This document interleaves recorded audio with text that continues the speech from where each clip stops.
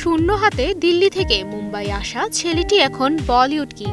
শুধু তাই নয়, ভারতের সবচেয়ে ধনী অভিনেতাও। বলছিলাম শাহরুখ খানের কথা। শুধু অভিনয় দিয়েই যিনি জয় করেছেন বিশ্ববাসীর মন।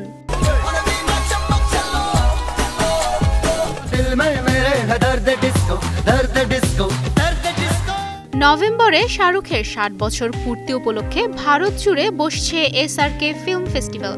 ভারতের শীর্ষস্থানীয় সিনেমা হল প্রতিষ্ঠান পিভিআর আইনক্স জানায়, শাহরুখের জন্মদিন উপলক্ষে ৩১ অক্টোবর থেকে শুরু হতে যাচ্ছে ২ সপ্তাহব্যাপী চলচ্চিত্র উৎসব, যা চলবে দেশটির ৩০টি শহরের ৭৫টিরও বেশি প্রেক্ষাগৃহে।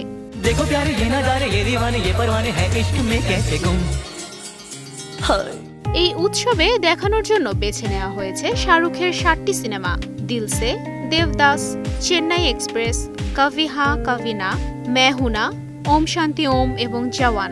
রোম্যান্স, অ্যাকশন, সামাজিক বার্তা কিংবা রাজনৈতিক প্রতিবাদ, প্রতিটি চরিত্রেই তিনি অনবদ্য।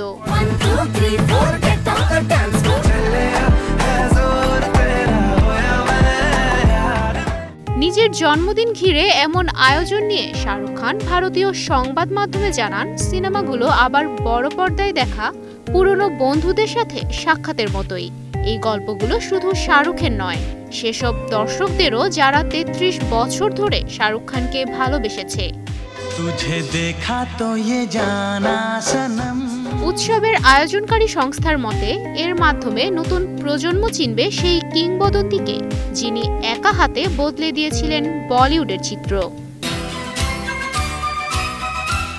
তুবাইশি বুশরা, স্টার নিউজ।